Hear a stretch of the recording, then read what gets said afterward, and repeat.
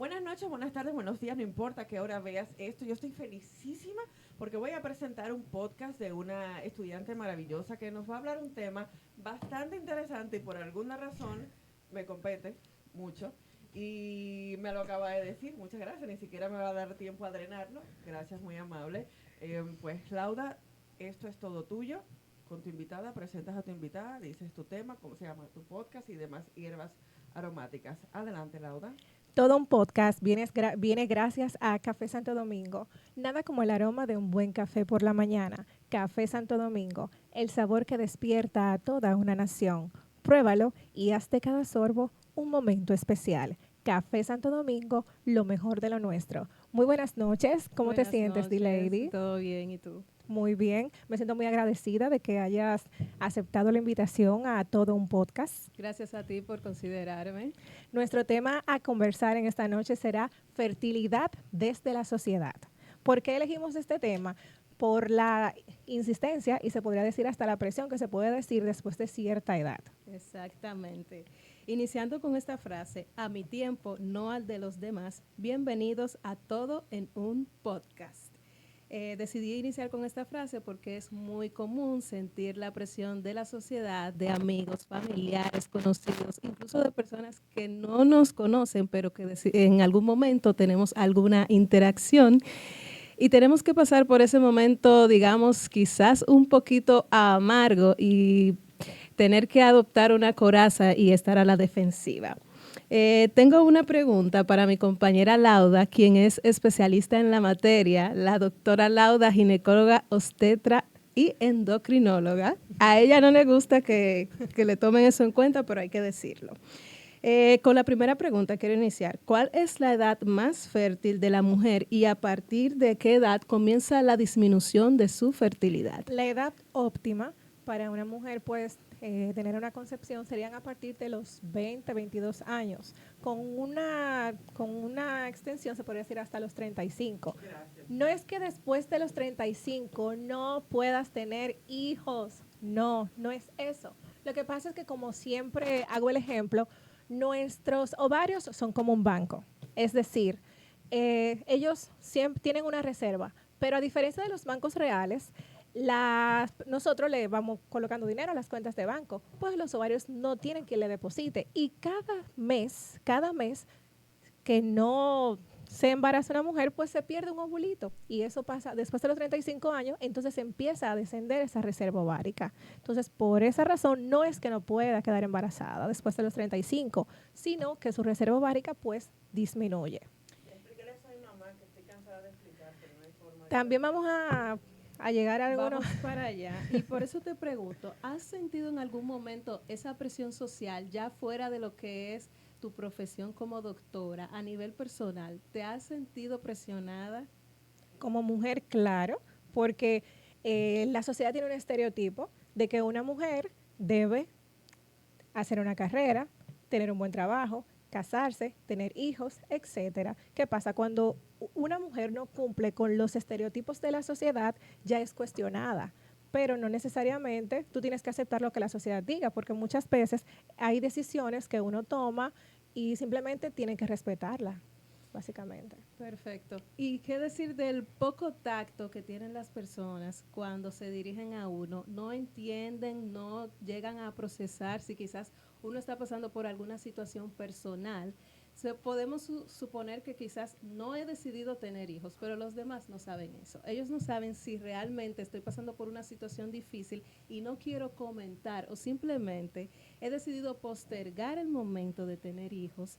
La gente no comprende eso y nos hace pasar de manera, vamos a llamarle quizás inconsciente, ayudándolo un poquito, ayudándolo quizás un poquito, porque no quisiera clasificar a las personas como impertinentes, pero Sí, vamos eso a me queda llamarle el impertinente. poco tacto que se tiene y no se piensa si quizás esa persona está pasando por alguna situación personal o simplemente por decisión propia, ya sea a nivel profesional, porque quiere cumplir una serie de metas, de pasos, organizarse mejor.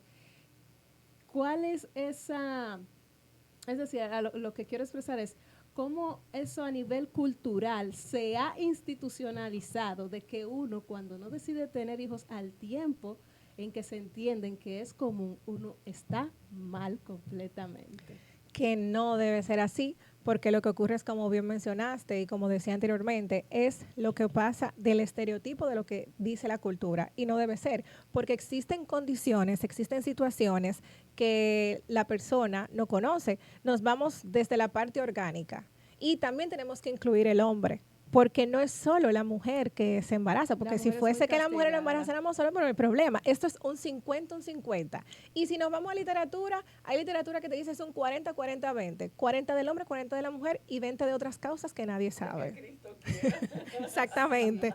Entonces, hay personas que no tienen tacto, que no son delicadas, y puede ser que hasta hablando de una pareja que está formal, que vive dentro de una casa, pues tengan alguna situación orgánica, ya sea del hombre, que dicho sea de paso, es el menos juzgado.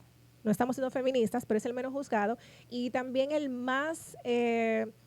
que tiene más temor, porque a un hombre, desde que le dice que debe acompañar a su esposa para realizarse estudios, ya ese hombre quiere salir huyendo. El ego. Porque él tiene miedo de que probablemente la esposa salga todo bien. Exactamente. Entonces son muchas cosas como la parte orgánica, ya sea de la mujer y del hombre, que deben estudiarse, y no obstante a eso, hay parejas que deciden no tener hijos, y no hay por qué satanizarlo, no hay por qué juzgarlo, simplemente es una decisión, un acuerdo que tomaron como pareja, dos personas adultas que están conscientes de lo que tomaron en cuenta. Una última pregunta, ¿hasta qué punto es seguro postergar el momento de la concepción? Lo ideal es no pasar de los 40. Y no es que no se den casos, porque conozco casos hasta de 46 años y sabemos que también hay casos de más, pero ya esos son con otras tecnologías que se pueden dar. Ahora bien, ¿qué pasa cuando se exceden de los 40? Es que muchas veces hay patologías de base, que la presión, que la diabetes, que cualquier otra cosa, que se le añade una comorbilidad a la paciente, y en algunos casos no, se da un embarazo muy, muy fisiológico, muy natural, pero en otros casos pues se añaden esas patologías y la paciente entonces entra en lo que se denomina en salud como alto riesgo obstétrico. No es que no se pueda, vuelvo y repito, es que se añaden comorbilidades, que es lo que queremos evitar en las pacientes. Bueno, la comorbilidad son enfermedades que tiene una paciente, en este caso, antes de estar embarazada, por ejemplo. Una comorbilidad podría ser una diabetes, una hipertensión, que la paciente tenga una enfermedad renal. Son esas enfermedades que tiene de base un individuo. Tengo una pregunta, doctora.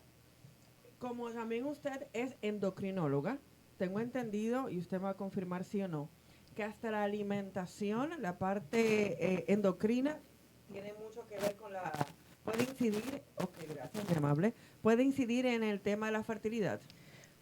Claro que sí, que puede incidir, porque cuando la persona no se alimenta bien y vamos al extremo, cuando la persona pues se alimenta, tiene una alimentación inadecuada, de mala calidad, pues desarrolla trastornos de los carbohidratos y en la mayoría de los casos pues llegan a la obesidad. Y la obesidad y la fertilidad son enemiguitas. Y la anemia y ese tipo de cosas. También todo eso. Ok, puedes despedir ya. Muchísimas gracias a mi invitada, excelente. Gracias a ti. Espero que les haya gustado. Les envío saludos de todo un podcast. Bye, bye.